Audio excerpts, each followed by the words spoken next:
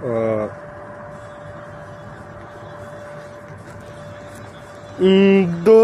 както и да е.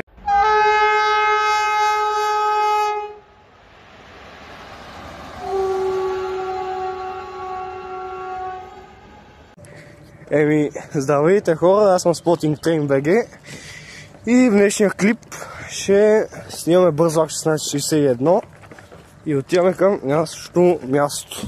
Тук е гарата в Разлог, а там е мястото, където в предишния клип видяхте повечето ми трейнспотинги.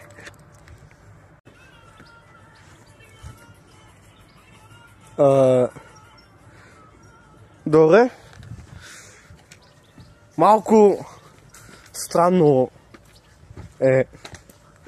се случи тук.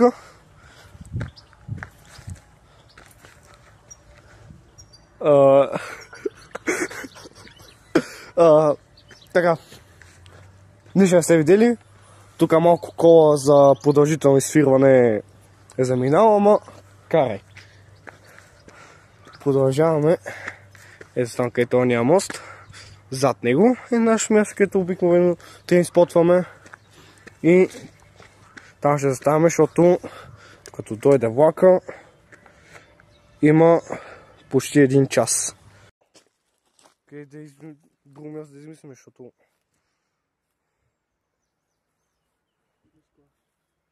на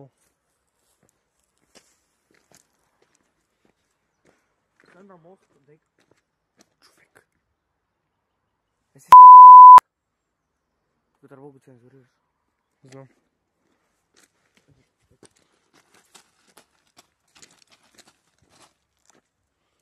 И тук е хубаво, ама близко. Днес сега ще имаме до 4-ти коловоз. До прелеза.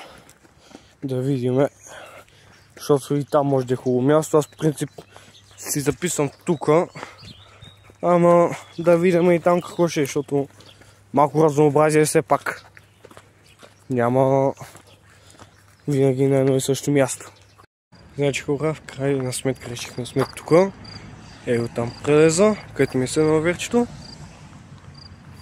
И остават 2 минути докато дойде влака. За тия 2 минути трябва да е на гарата, ама го няма. Сигурно пак ще са закъснение. Така, тук що стрелочника свали бариерите и премества светофора да е отворен и се надяваме до 5 минути да дойде влака.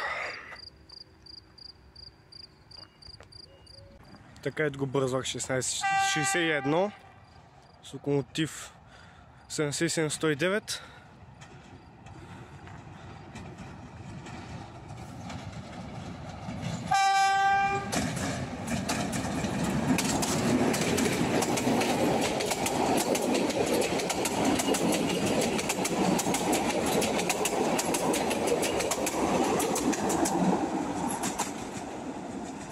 И поздрав, което беше хубаво. В момента гледате записа, който го засни моят приятел.